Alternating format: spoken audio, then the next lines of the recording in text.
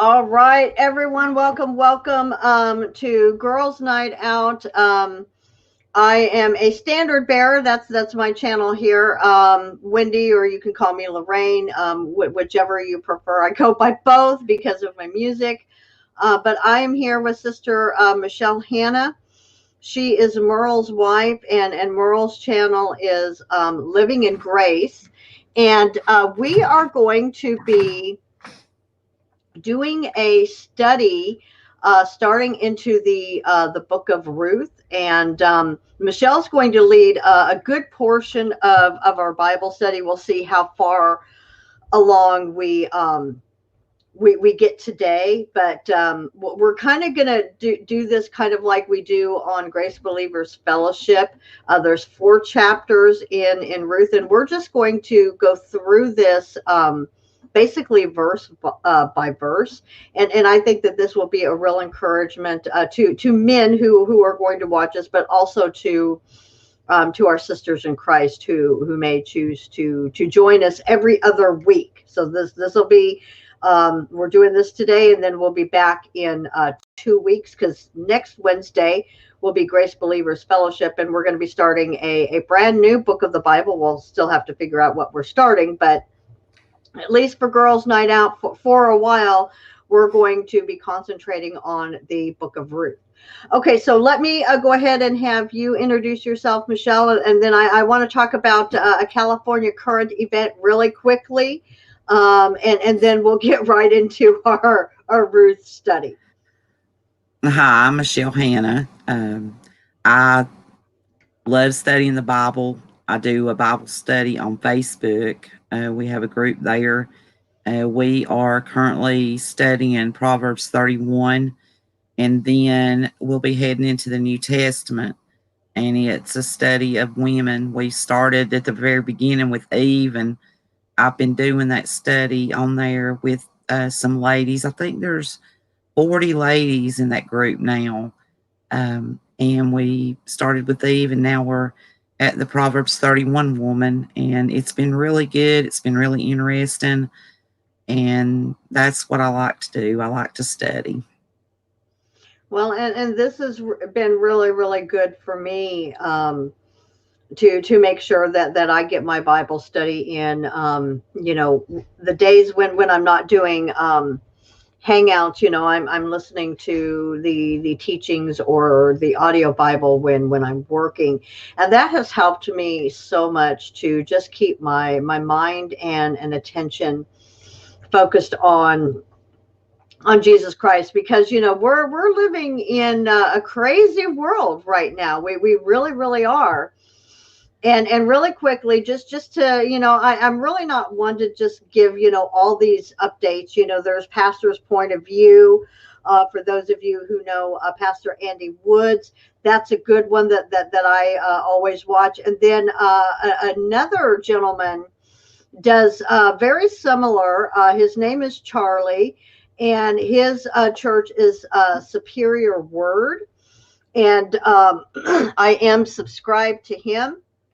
He's free grace as well, and I really enjoy him. He's got quite a sense of humor, and he does. It's very similar to Pastor's Point of View, and there's been some articles that he's covered that Andy hasn't covered, and so I watch those when they come out. But here in my home state of California now, Andy did talk about this, and I was aware of it, but just a little while ago, scrolling my Facebook wall, waiting for Michelle to come online, I saw this, and hearing about it, but then seeing these draconian rules right in front of my eyes, it made me angry, and Yeah, it's so different. yeah, and this is going to affect, at least here in California, our holiday season, meaning Thanksgiving and Christmas. And of course, I realize other religions have their holidays, and of course this would be inclusive of those. So if you're Jewish or you're Muslim, You have to adhere to these rules. Okay, I'm not going to screen share because I'm not sure if this Facebook friend wants me to reveal her handle name, but she says Democrat California Governor Newsom's rules for Thanksgiving and Christmas, one of the most disturbing and controlling things I've ever read in my life. This is the type of control Biden would want over the nation as well if he got voted in. Okay, so that's her comments on what Newsom has just, I'm assuming he's made it, what do they call that? An executive order. Okay. Governor Newsom's rules for Thanksgiving and Christmas. And of course, this is going to include all your other religious holidays as well. Okay. Number one, no more than 3 households, including your own. If you have 3 married kids, only 2 of them are allowed to come. Okay. Well, what if you're like my family and there's like 3 households combined into one, and we just, we all pitch in together, make sure the mortgage gets paid, because that's literally, I mean, there's me and my husband and my kids. There's my in-laws that you would consider a separate family, and then my brother-in-laws.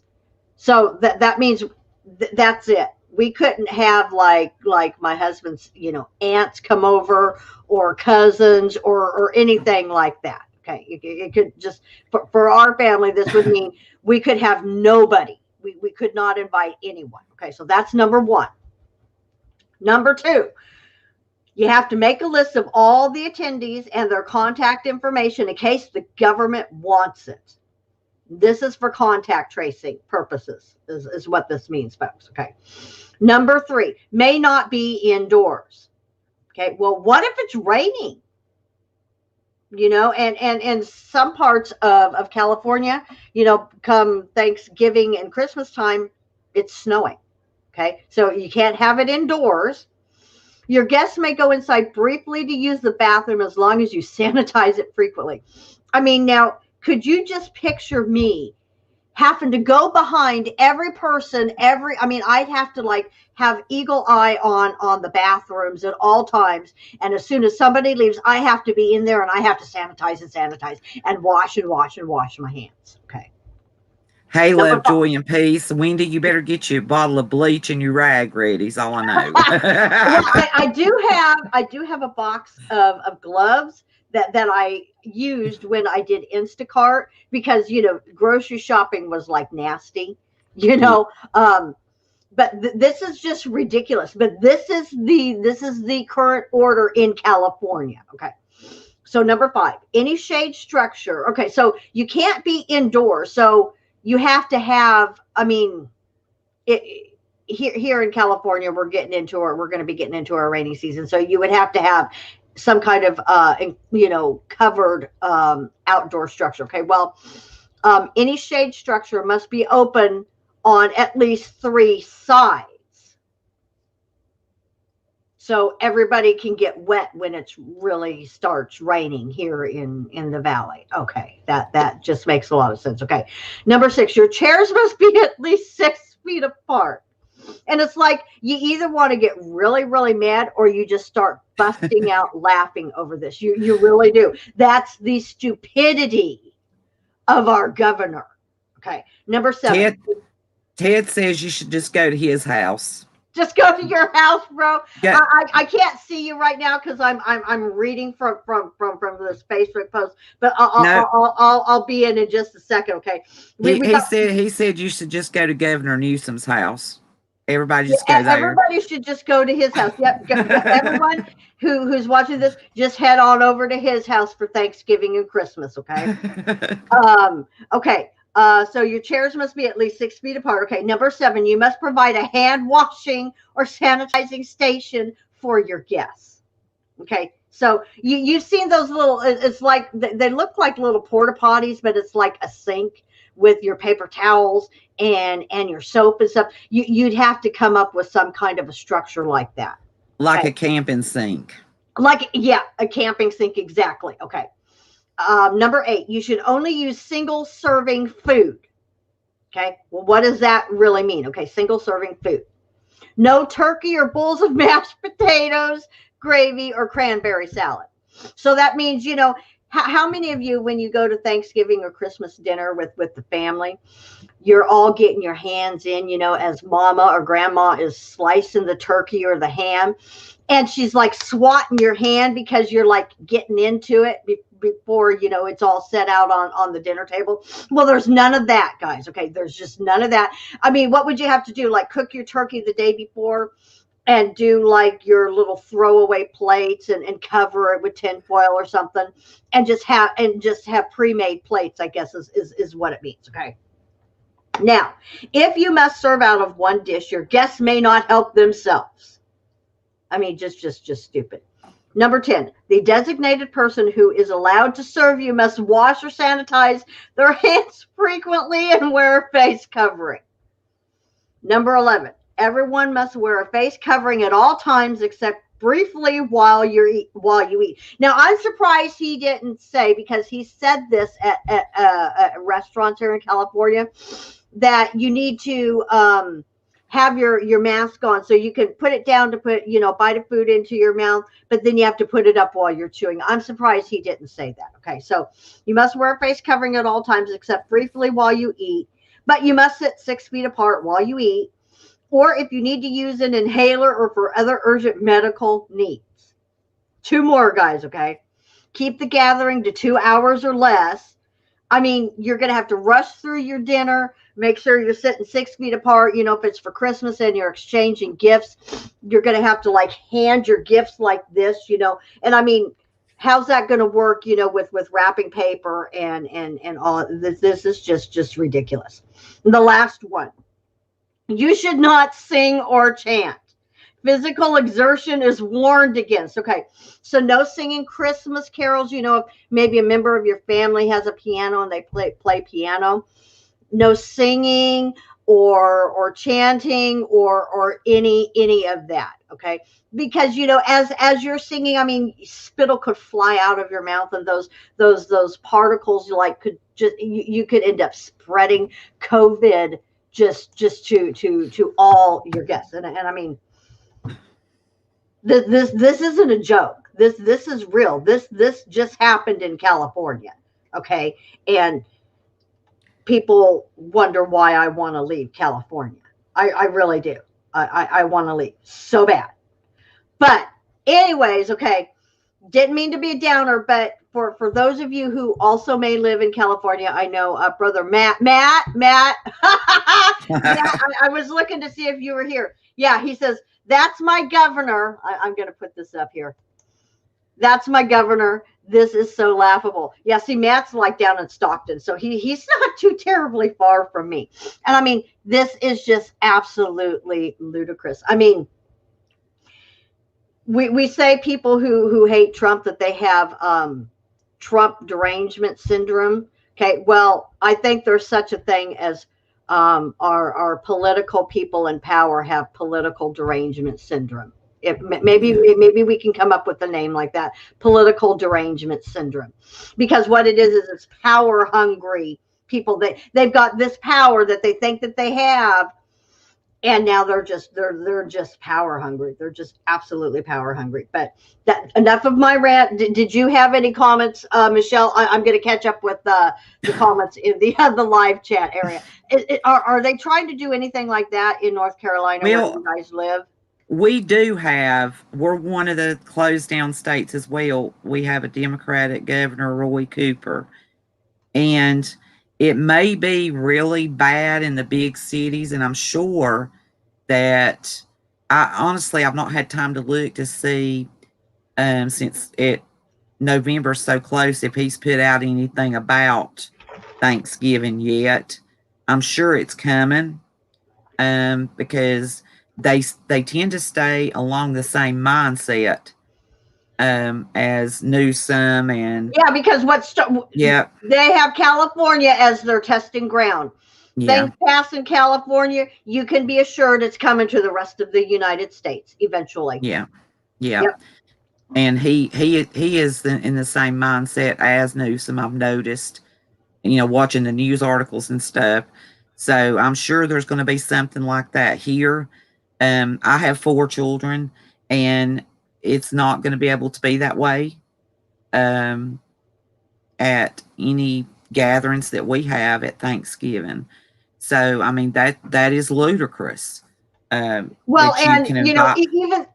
and see, this is what I was thinking is, okay, let's say, you or I, because you have grown children that don't live in the house, and of course, if you're like me, you want to see your children and your grandchildren at Thanksgiving and Christmas time. So you're going to Yeah, invite them over. Okay.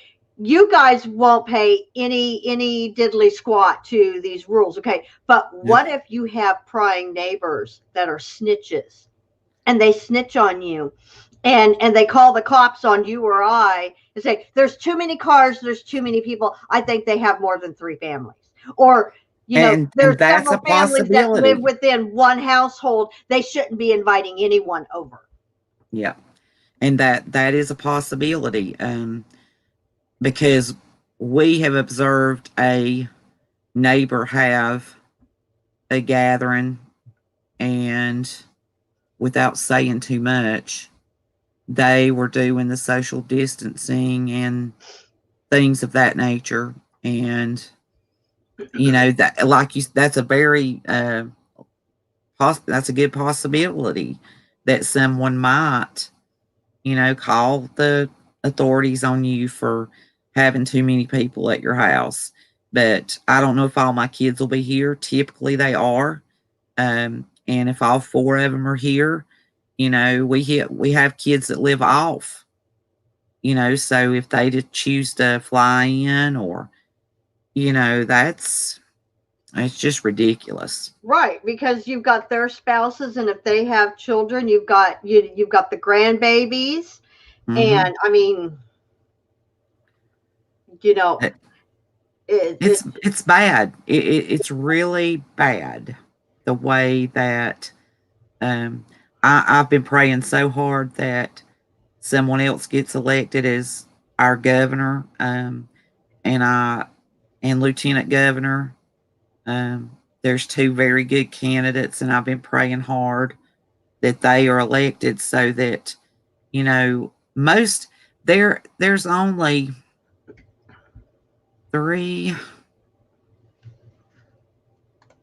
or I don't know, but there's not really that many large cities, and most of the areas are rural, and you know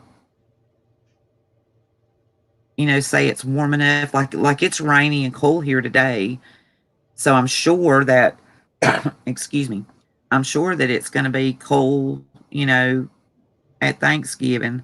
So it's just and I don't who know. I mean, when it's cold like that, and you can't have your gathering inside, especially if you have little children, you're not going to expose them to the elements. I mean, good grief, this is just Yeah. it's ridiculous. I mean, Hey Ted. yeah, I see you, bro. I see you, Love Joy Peace. I see you, Matt. Thanks for joining us.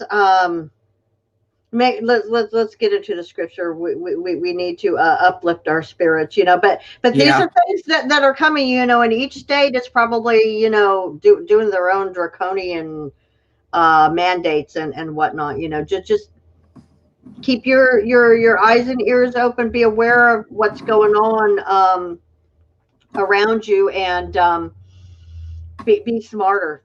Think of different ways around, these mandates. It's just like wise as serpents, gentle as doves is how we really have to approach this now. We really, really do. Okay. How about I read the first 5 verses? I'll give kind of what it's saying to me, and then I know you've already done this study, so you have a whole bunch of notes, and then I'll pass it over to you, and then we can just go from there, and then maybe you could even give us, if you have it, kind of like an outline to the book of Ruth. Okay. Okay, so I'll read verses 1 through 5. Okay, so this is Ruth. We're in chapter 1. Now it came to pass in the days when the judges ruled that there was a famine in the land. And a certain man of Bethlehem, Judah, went to sojourn in the country of Moab, he and his wife and his 2 sons. And the name of the man was El- Emily Elimelech. Elimelech, okay. And the name of his wife Naomi, and the name of his 2 sons Mahlon and Chilon. I can't even pronounce that. Yeah, that's Ephratitus of Bethlehem, Judah, and they came into the country of Moab and continued there. And Elimelech, if I'm pronouncing that correctly, Naomi's husband died, and she was left and her 2 sons. Okay, so and that's something that many women, at one point or other, we become widows, and yeah, and many of us we end up having, you know some widows, are very young widows, and then you still have your children that you have to raise. And they took them wives of the women of Moab, and the name of the one was Orpah, and the name of the other Ruth. And they dwelled there about 10 years. And Mahlon and Chilon died, also both of them, and the woman was left, and the woman was left of her 2 sons and her husband. Okay, so I'm going to go ahead and let you just kind of give the outline of this so far, and kind of going off of your study notes, and I can interject if things come to my mind. okay. Well, chapter or verse 1, they're escaping famine in Bethlehem, Judah, and they go to this country of Moab. And if you study some, they shouldn't have done that. That's one of the things that I ran across while I was studying, because Moab at the time was, I don't know if the right word's a pagan nation, but it definitely was not a good place to go. So I see that there, and Because the Moabites would have been there. yeah, they were Moabites, and they were not. Um, so, and then for Naomi's sons to take wives of the Moabite people was Mhm. something else that that they may not should have done, because and later on you'll see Naomi talking about that, and Yeah, uh, because that was part of the law, that you do not, take for your sons wives of the pagan nations, nor yep, husbands for your daughters of the pagan nations. Yep, yep. yep, and so she loses her husband and both of her sons, and that's she's dealt a pretty rough hand there.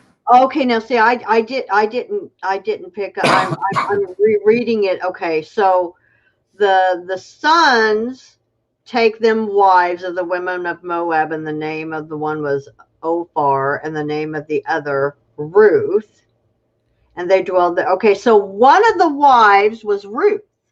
Yes, Okay, okay. yeah, yeah, But Ophir and Ruth, both of their husbands, which was Mahlon and Chilon, they died. Okay, mm-hmm. and the women were left, of her 2 sons. Okay, so the I'll let you read the next 5 verses, because then we're going to see. Okay, do these women, do these, because not only is Naomi a widow, but now she's got 2 daughter-in-laws that it would appear that they would be young widows, that they're widows too. So you've got 3 widows. And Yeah. are the 2 daughter-in-laws, are they going to remain with Naomi? So how about you read verses 6 through 10? Then she arose with her daughters-in-law, that she might return from the country of Moab, for she had heard in the country of Moab how that the Lord had visited his people in giving them bread. Wherefore she went forth out of the place where she was, and her two daughters in law with her, and they went on the way to return into the land of Judah. And Naomi said unto her two daughters in law, Go return each to her mother's house. The Lord the Lord deal kindly with you, as ye have dealt with the dead and with me. The Lord grant you that ye may find rest, each of you, in the house of her husband. Then she kissed them, and they lifted up their voices and wept. And they said unto her, Surely we will return with thee unto thy people. Okay, so what it looks like is Naomi was wanting to have them now as I'm reading this, she's wanting them to return to their families or the families of the husbands, which of course that would have been Naomi's family because they became the wives of her sons. Yeah, no, she was wanting them to go back because it says, go return each to her mother's house. The Lord will deal kindly with you. So she's wanting them to go back to their own homes, where they were before they married her sons. Oh, okay. So return to like her their parents and siblings and stuff like that. And it looks like they don't want to go. They don't want to leave her. No, especially Ruth. Now I've been calling the one Oprah. Is I don't know how you say her name, but Orpha. Oh, you've been saying Oprah? Yeah, yeah. As okay. a joke, I knew that wasn't it. I just right. But yeah, she's wanting them to go back because she knows that she's going to go back home too. So Well, she right. wants. And they're probably well, obviously they're younger than her. They would probably be able to remember because it doesn't, at least at this point, it doesn't show that they bore children. No, So I don't they're see it. probably still be in childbearing age that they could remarry and still have a family of their own. Yeah. Okay, well I will go ahead and I'll read 11 through 15. Okay. And Naomi said, Turn again, my daughters. Why will ye go with me? Are there yet any more sons in my womb, that they may be your husbands? Turn again, my daughters, go your way, for I am too old to have an husband. If I should say I have hope, if I should have an husband also tonight, and should also bear sons, would ye tarry for them till they were grown? Would ye stay for them would ye stay for them from having husbands? Nay, my daughters, for it grieveth me much for your sakes that the hand of the Lord is gone out against me. And they lifted up their voice and wept again. And Orpah kissed her mother-in-law, but Ruth claved unto her. And she said, Behold, thy sister-in-law is gone back unto her people and unto her gods. Return after thy sister-in-law. Okay, so what Naomi is, it's like she's pleading with them. In today's day and age, if this were me, I would be trying to tell my daughter-in-laws, you can still you can find love again. You can remarry. You can still have children. I physically couldn't have children anyways. I mean, I had a hysterectomy, but Naomi, she was too old to, even if she did get a husband, if she found a husband and remarried, she was past the age of bearing children. And she was like putting the question like, even if I could get married and have more sons, what are you going to do? Wait another, 15 to 20 years until they're all grown up to where they could marry you? That's just kind of like wasting your life, is kind of how I looked at that. Yeah. It's just like return to your own kin, where you will be able to find husbands and bear children of your own. That's kind of what I took from those verses. Yep. And that's exactly what she's saying. And Ted's brought up that Moab is it Ammon? Ammon, Were the Ammon, Yeah, yeah. Ammon were the sons of Lot and his daughters. So that's So that's background where on. the Ammonites and the Moabites come from, was from Yeah, that incestuous union between Lot and his daughters. yeah. Um. So yeah, she's trying to get him to go back. She don't think that even if they follow her to Judah back to her home place, that they'll prosper, because you got to remember she's going back to Judah, and they're going to be outsiders. They're probably not going to be perceived very well. Now I'm looking here.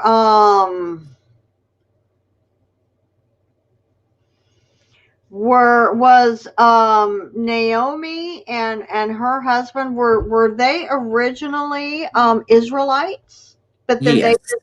they just sojourned into Yeah. the pagan country of Moab. Yeah, because of the famines that was in the Okay, land.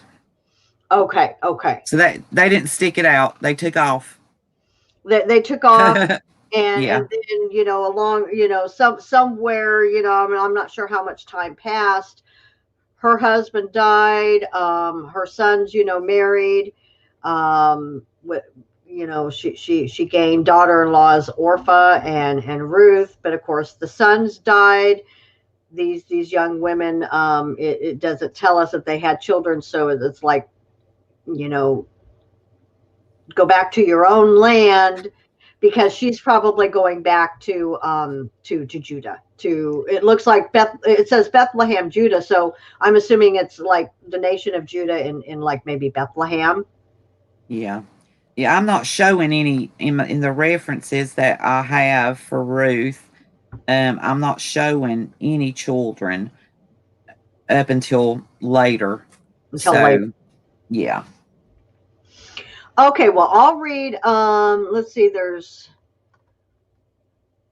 We've got 22 verses, so I'll read 16 through 19, and then you can and we'll talk about that, and then you can read out the rest of the chapter. Okay. Okay. And Ruth said, "Entreat me not to leave thee, or to return from following after thee. For whither thou goest, I will go, and whither thou lodgest, I will lodge. Thy people shall be my people, and thy God my God. Where thou diest, I will die, and there will I be buried. The Lord do so to me, and more also, if aught but death part thee and me." When she saw that she was steadfastly minded to go with her, then she left, speaking unto her. So they two went until they came to Bethlehem. And it came to pass, when they were come to Bethlehem, that all the city was moved about them. And they said, "Is this Naomi?" Okay, so what I see here is, I see so much love that Ruth has for her mother-in-law. And you could Yes. tell that, I mean, it tells us twice already in the previous verses that they all wept. These Yeah. daughter-in-laws, they wept. I mean, not Yeah. just the fact that they lost their husbands, but just the whole situation. That they didn't want to leave her. But the one, Orpha, she did leave. She did return to her own kin. But Ruth is like, "No, I'm not leaving you. I'm not going to leave you. Where you go, I'm going to go. Where you lodge, I'll lodge. Where you die and are buried, that's where I'm going to die and be buried." And she said, um, "The Lord do so to me, and more also, if aught but death part thee and me." And she also said, "Thy people shall be my people, and thy God my God." And that's key. That is Yeah. absolutely key. Yeah. She believed in Naomi's God. That you're right. That's really important to understand, that she had come away believing, and that I think that may be one thing that, um, she's really close to Naomi. She loves Naomi, but she's believing in Naomi's God, and if she had stayed or went back to her family, that may have not been, she'd have to deal with that because her family didn't believe. So, Well, and think of the influence that Naomi had on Ruth. Whether or not her husband, for however long, that they were married, it very well could have been not Ruth, Naomi, that was teaching Ruth the ways of the Lord. And I take this yeah, as that's when her salvation happened, was sometime after marriage, whether it happened in the marriage while the husband was still alive, or maybe sometime after. I mean, she was taught by her mother-in-law. yeah, It's just very evident, because she says, your God will be my God, your people will be my people. yeah, She just, not only was their love for the mother-in-law, just and sometimes you do have a very special relationship with your mother-in-law. You really, yeah. really do. I realize there's the horror stories out there, but you're blessed if you could really get along with your mother-in-law, especially to this degree where you're not. I mean, only thing that's going to separate you is death. That says a lot. It really Yeah, does. it sure does. Okay, so do you Okay. want to go ahead and read the last four verses? Yeah. Or I And guess it's she's, last three verses. yeah. Did you stop? Did you read 20? I read 19. Okay. And she said unto them, call me not Naomi, call me Mara, for the Almighty hath dealt bitterly with me. I went out full, and the Lord hath brought me home again empty. Why then call ye me Naomi, seeing the Lord hath testified against me, and the Almighty hath afflicted me? So Naomi returned, and Ruth the Moabitess, her daughter in law, excuse me, and her daughter in law with her, which returned out of the country of Moab, and they came to Bethlehem in the beginning of the barley harvest.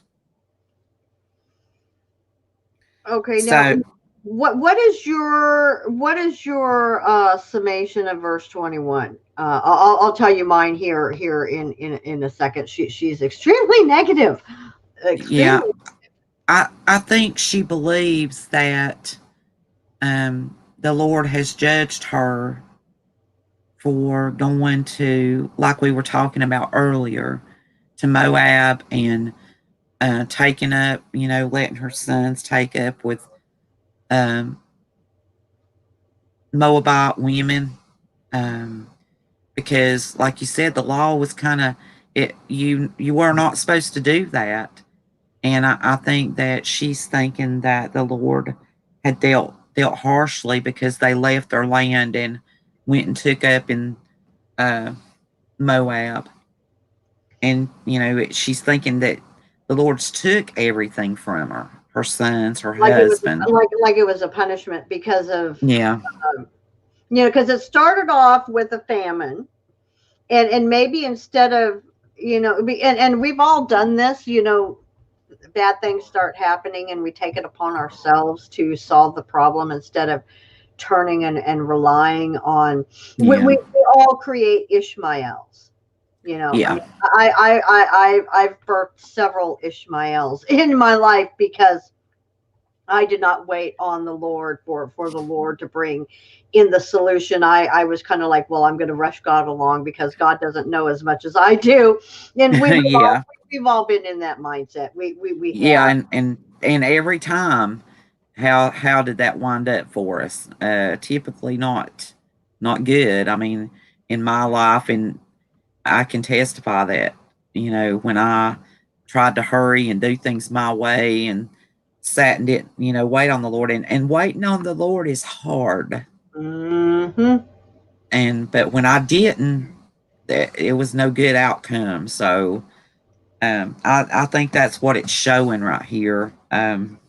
Yeah, so it's like maybe she it's like I can see two sides of a coin here. It's like Yeah. I can see her in just, her natural summation, okay, I disobeyed, I left, I allowed my sons to marry outside of the family of God, if you will.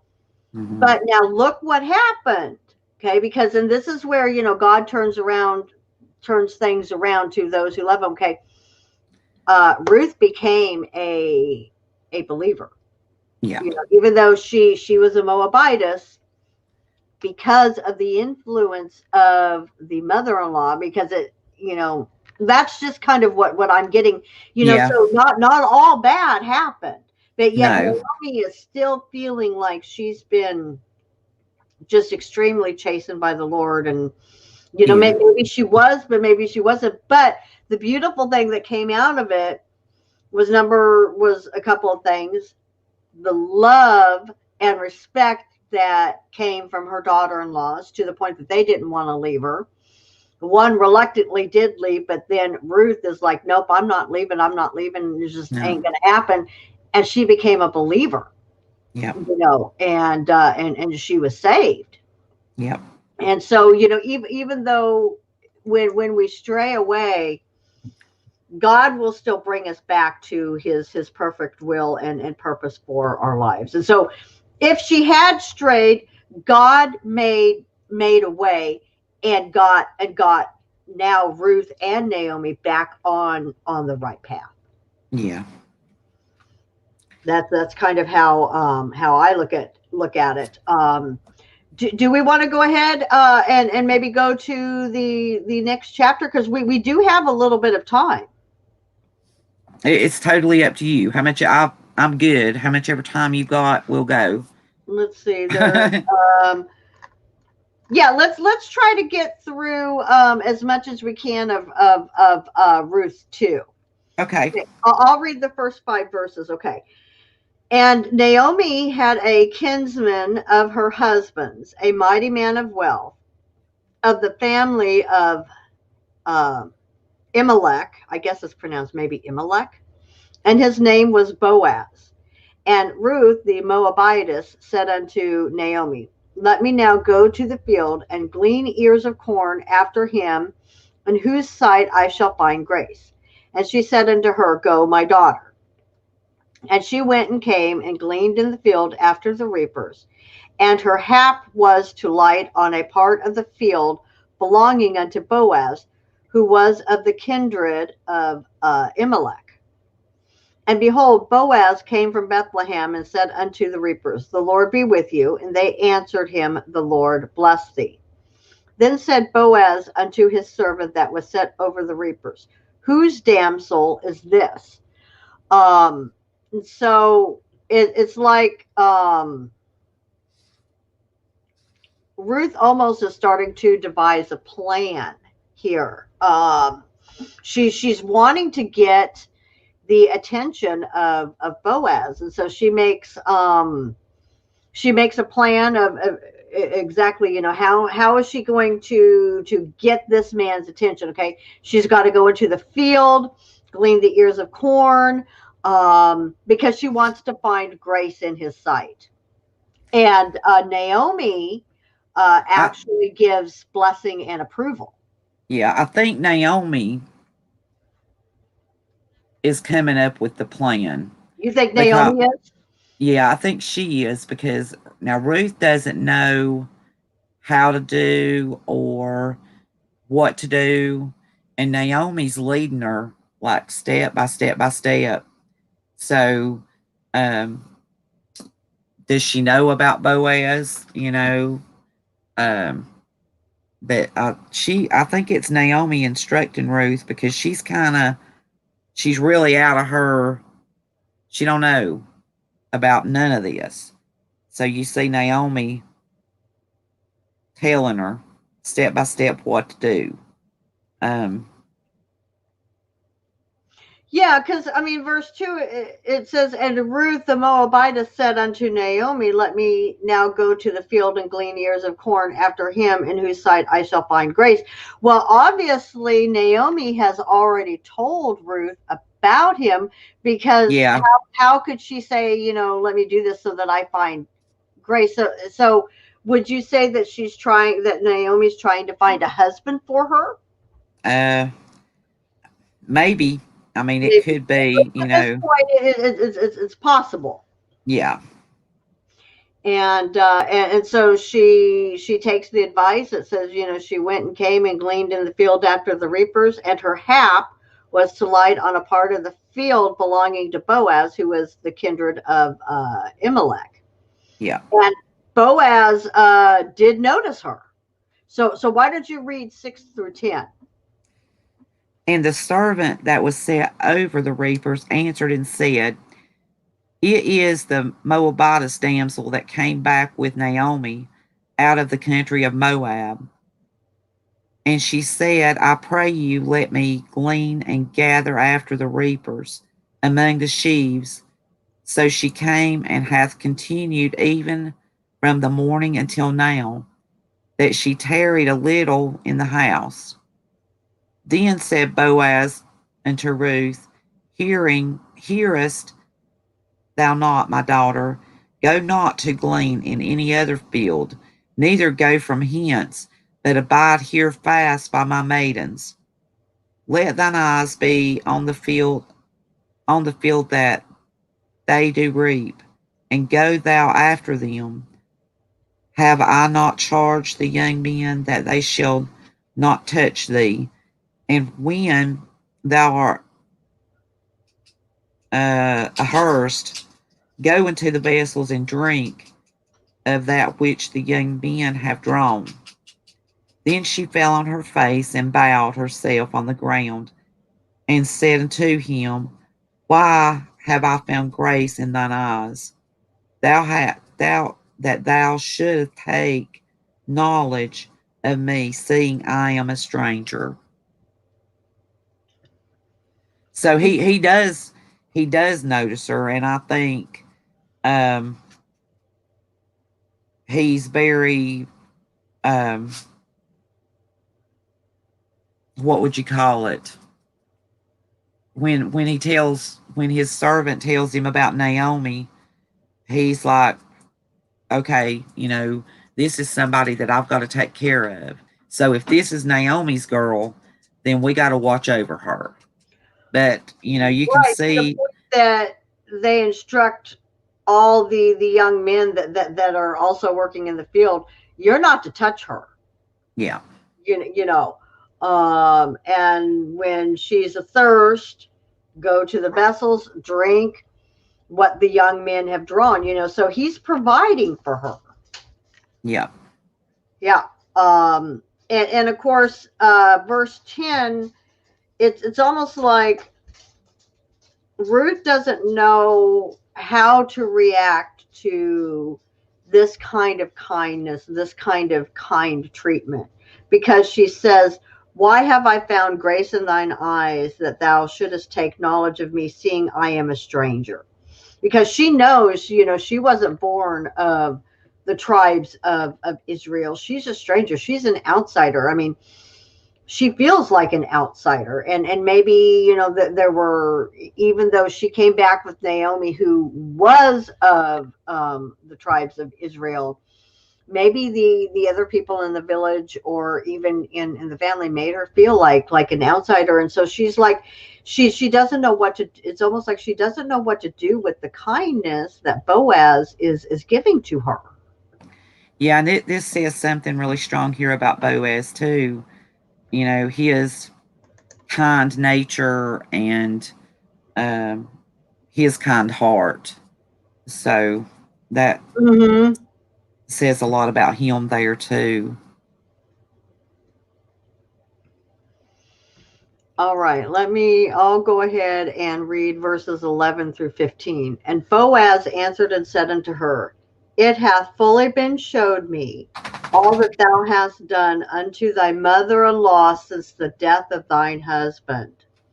and how thou hast left thy father and thy mother, and the land of thy nativity, and art come unto a people which thou knewest not heretofore. The Lord recompense thy work, and a full reward be given thee of the Lord God of Israel, under whose wings thou art come to trust. So he's acknowledging her salvation. Yeah. He's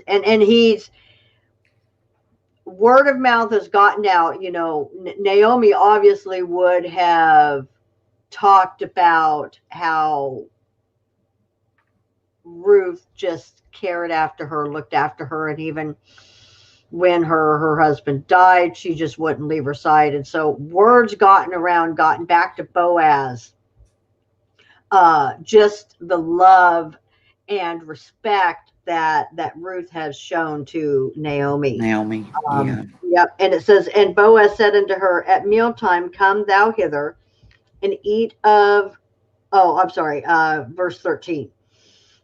Then she said, let me find favor in thy sight, my Lord, for that thou hast comforted me, and for that thou hast spoken friendly unto thine handmaid, though I be not like unto one of thine handmaids.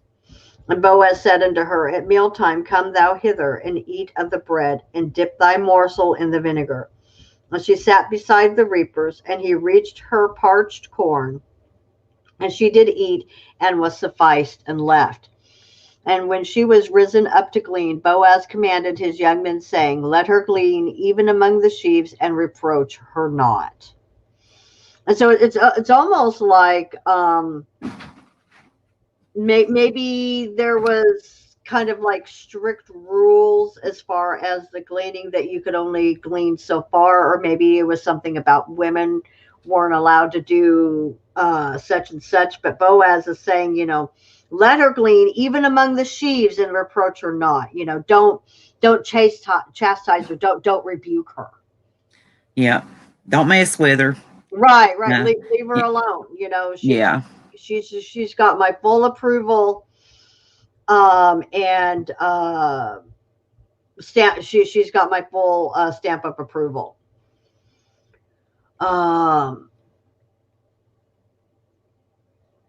Yeah, and Ted is saying Ruth is a stranger, fatherless, and widow. Yeah. Yep, because and Boaz also acknowledges that she left father and mother. She stayed right with Naomi, wouldn't leave her. Yeah. Loved her mother-in-law, and came with her, and even got saved in the process. Naomi's God became her God. It wasn't any superficial thing. I mean, Naomi or Ruth truly believed in the God of Abraham, Isaac, and Jacob. Yeah. And Boaz, with his background, they were taught to take care of the fatherless and the widows. Mm-hmm. So he has Naomi, a kinsman. He's the kinsman of Naomi, and now he's just looking at Ruth like Naomi's daughter.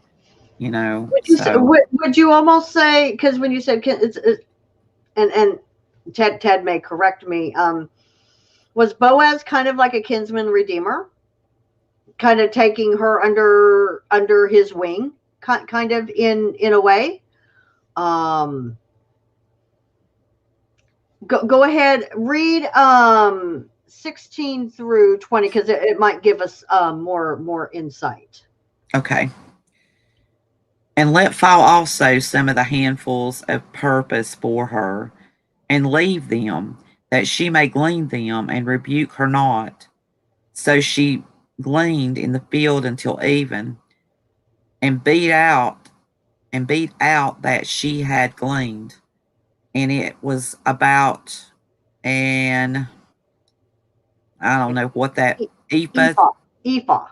ephah of barley. And she took it up and went into the city, and her mother in law saw what she had gleaned, and she brought forth and gave it to her that she had reserved after she was sufficed. And her mother in law said unto her, where hast thou gleaned today? And where would and where waltest thou? Rottest thou. Yeah, waltest thou? Blessed be he that take knowledge of thee. And she showed her mother-in-law with whom she had wrought, and said, the man's name with whom I wrought today is Boaz. And Naomi said unto her daughter-in-law, blessed be he of the Lord, who hath not left off his kindness to the living and to the dead. And Naomi said unto her, the man is near a kin unto us, one of our next kinsmen. Okay, so this was so Boaz was related to them. Yeah. Is what it's saying. And so now I'm not sure how much because she was able, everything that she gleaned, she was able to, it says, beat out, that she had gleaned, and it was an ephah of barley. Now I'm not sure how much an ephah ends up being, but it was enough that Naomi is like, where did you go today to get all of this? Yeah. Yeah. And so Naomi is giving credit and thanks to the Lord, because she says, blessed be he of the Lord, who hath not left off his kindness to the living and to the dead, referring to the fact that Naomi and Ruth, that they're widows, so honoring the dead, but also that they're alive. And Naomi said unto her, the man is near of kin unto us, one of our next kinsmen. And let me read out the next few verses. It says, and Ruth the Moabitess said, he said unto me also, thou shalt keep fast by my young men until they have ended all my harvest. And Naomi said unto Ruth her daughter-in-law, it is good, my daughter, that thou go out with his maidens, that they meet thee not in any other field. So she kept fast with the maidens of Boaz to glean until the end of barley harvest and of wheat harvest, and dwelt with her mother-in-law. So it sounds like she's going back to the field, to the same field, and she's starting to like get to know the servant, the maid servants of Boaz is what it's looking like. Yeah. Yeah, and he tells her not to go anywhere else. So, that would be pretty reassuring. And, if you were two ladies in a place like that and your kinsman said, just don't go anywhere else, I'm going to provide for you. That'd be great.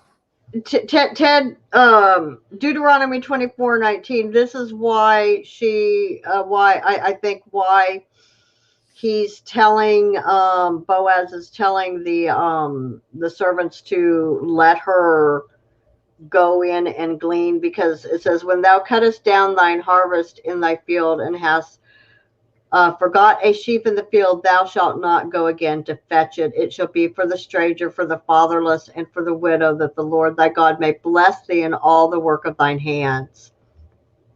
And because that's something you were supposed to do. You weren't supposed to glean the, when you go into harvest, you weren't supposed to glean the edges of your field. That was supposed to be left for the homeless, the widow, and the fatherless. And so Boaz is keeping the law, making sure that, because Naomi, she's left her father and mother, whether they are physically dead or not, she doesn't have a husband anymore. Her husband is dead. She's a widow.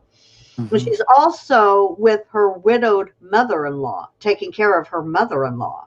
And so Boaz is absolutely, I mean, the Lord is using Boaz to take care of her. And this is wonderful. It really, really is, when you can see not work for salvation, but when you see what your faith will enable you to do as far as good works that actually helps benefit somebody else, whether Yeah. they're an orphan, fatherless, or a widow. Yeah. If you think about it, how many times have you been in need and um, a brother or sister in Christ has provided for you? I mean, and it works like that. Yep. If That's someone's because in, you're being obedient to the Lord's calling. and in the same breath, in Boaz's shoes, how many times have you just got this overwhelming feeling to somebody needs some help and Hmm. had the means, the Lord provided the means to help that person. Um, it's pretty amazing how the Lord works to take care of us.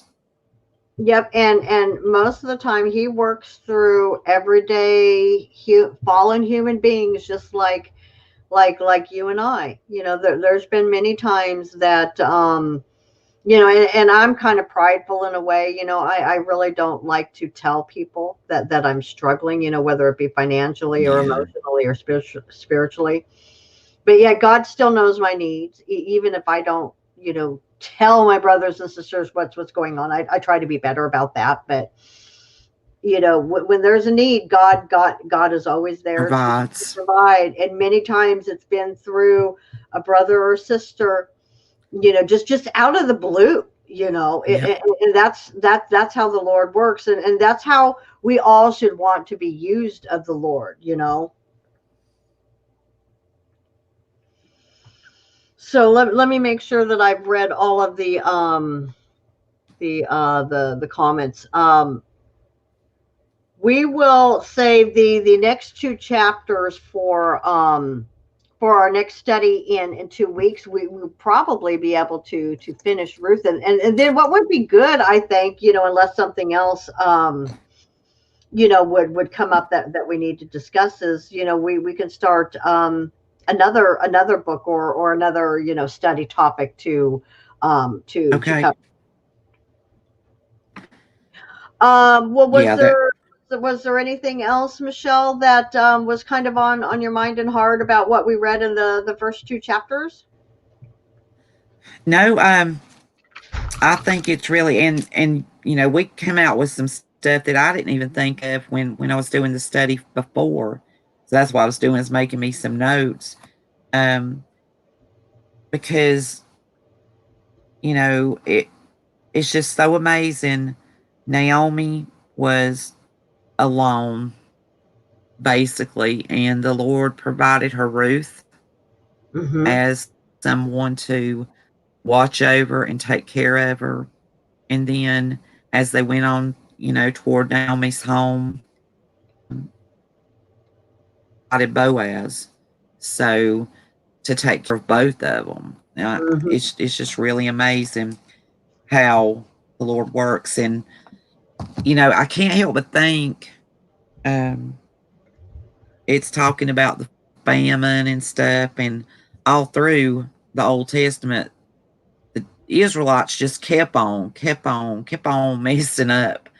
And the Lord would famine and times of hardship, and it's like they would do it again a little bit later, and it makes you think about now, or it does me, and the United States has been so blessed for so long. The Lord has watched over us, and we've gotten so evil, the land as a whole.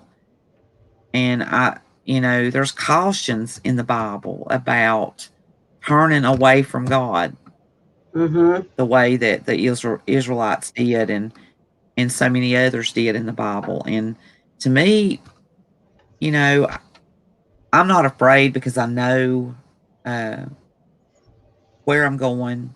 I don't, struggle with that at all. I'm set and secure. But it's like, dadgummit, read it. It's right here. Look what he did. Y'all gonna have to straighten up.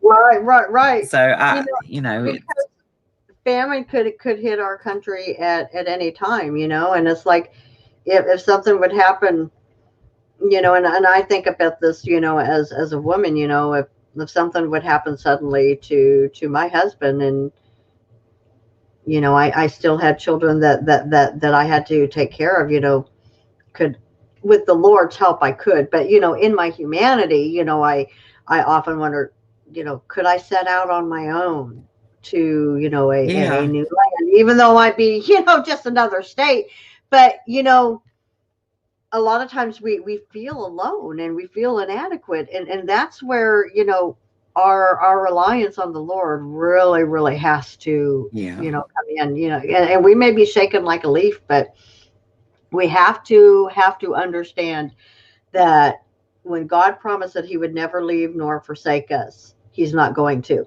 No. He was with Naomi and Ruth when they set out, even though they went into the land of Moab.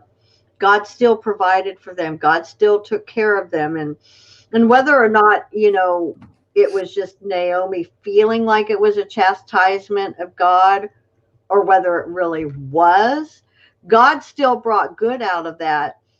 Ruth Yep. got saved. Two daughter-in-laws that loved their mother-in-law were wanting to stay with her, but the one was persuaded finally by Naomi to go back to her home. I mean, just think how much more of a blessing it would have been if she would have been steadfast like Ruth was.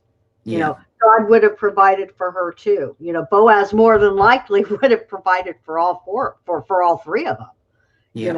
But because we all have free will, Orpha, did return to her kinfolk, but Naomi and Ruth went back to Bethlehem, I believe is where they returned, and it Yeah. seems like that they were received back well.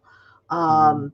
The only thing Naomi said is, don't call me Naomi, call me Mara. Because I feel like I left full and I'm coming back empty. She left with a husband and sons, and then gained two daughter-in-laws, and then she lost her husband, lost her sons, and so she changed her name. Not that God, it doesn't say that God changed her name. She changed her name. Yep. And so I don't know if it really was a chastisement, or if it was more a self-inflicting chastisement on herself. Yeah. And we've all been there. We've all um, beat ourselves over the head from time to time. I Yeah. have, for sure. Yeah. Me too. It's we need to just stay close to God. But yeah, there we can study all the women of the Bible. You can learn. Esther is another good one in the And Old that's what Testament. I thought Ruth. That's what I thought Ruth was. I want to maybe the next one. I want to study Esther, because she was the one that married the king, and because what wasn't it Esther where she had to like bathe in myrrh, and she you couldn't just go before the king even though the king was her husband, because she Yeah. could have died, and it Hmm. ended up saving the whole Jewish nation. That's the one I want to Yes. study next. That's the one I want to study next. Yep. Yep. And Ted just said, "Don't forget about going to the governor's house." Yeah, I think that would be absolutely fun to do. Even if they call the police on us, Matt, if you want to come meet me, I'll go with you, but I'm not going alone. You close enough to me, Matt. Maybe you and your wife, we could go do Christmas carols at Gavin Newsom's house. That would actually be fun. That would be like a backfire in Newsom's. You know. Now, don't y'all be going to jail over Thanksgiving, I'll, please. ha- I'll have Jordan bring his saxophone. All right. Well, I'll give the gospel this time. This is just for anyone who maybe just kind of happened on us, but you don't know the gospel of Jesus Christ. That We're all sinners. We're born into this world as sinners. We're given free will, and the entire world thinks that they can save themselves. You just do a good enough good works, and you'll earn your way to heaven. You'll make enough brownie points or enough kudo points with God. We'll see. God's word says that, for all have sinned and come short of the glory of God, and that there is none righteous, no, not one.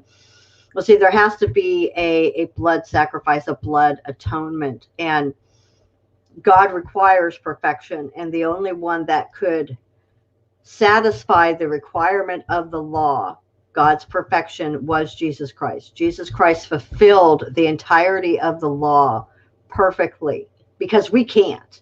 I mean, we could try to the very best of our ability, but we're still going to fall every single day. And so just knowing that Jesus Christ paid for my sin, and he paid for your sin, he paid for Michelle's sin, he paid for Matt and Ted's and Love, Joy, Peace's sins, we can rest in that knowledge, knowing that once we have believed that good news, that gospel, that we are eternally secure, that he has then imputed that righteousness to us. It's been credited to our account. There's no more work that has to be done on our part to make sure that we have our entrance into heaven. It's simply believe on the Lord Jesus Christ and thou shalt be saved. And so if you have never made that decision today is the day of salvation, because none of us, we're not psychics, we're not mind readers. God and God alone knows how many hairs are on your head, and how many days you have, and how many breaths you have left in your lungs. And so if you have never made that decision to believe on what Christ did, the finished work on the cross, I would ask you to make that decision today, because once you do, you're sealed, saved, and secure forever. And so our hope is that if there's anyone that has not believed, that today will be the day of salvation for you. Michelle, was there anything you wanted to add for your closing thought, sister? No, just be praying for everybody until next time. And please know that, hey, John B just popped in. Hey, Just John. everybody know I keep my prayer book here. I've got everybody's names in it because I'm getting old. I can't remember like I used to. So just let's keep everybody in prayers, till we talk again. And I'm so thankful that you're doing these studies. Well, Because and for John, we did we got through the first and second chapter of Ruth, and so in 2 weeks we will probably be able to finish out Ruth, and then we're going to go into the book of Esther, and we'll be studying Esther. And then, of course, next week, me, Merle, Ted, and hopefully Ashton will be able to join us. I'd like to either start studying Thessalonians, or maybe, because James is so close to Philippians that we just got done, maybe we can start doing a study of the book of James. But we'll have something figured out by next Wednesday. And I'm not sure if I'll do anything this weekend. It's kind of like my off weekend, because I just had my music hour just this past Sunday. But I'll see. It depends on what kind of time I have. Please also keep me in prayer with my job. It's been a little bit stressful this week because the elections end on Tuesday, and Prop 22 needs to pass. It needs to pass with a yes vote in order for me to continue to have a job. So that's why we started a couple hours early, because I have to be back at work at 1. I'm trying to work as many hours as I can while I still have a job this week, make a little extra money. Hopefully it'll pass and it just won't be an issue, but please do keep that in prayer.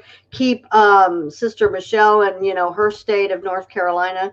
They're not sure if they're going to start having, draconian, Christmas and Thanksgiving laws and stuff. We talked Yeah. about what they're doing here in California at the beginning, and it's just ridiculous. And it just keeps getting more ridiculous and more ridiculous all the Every time. day.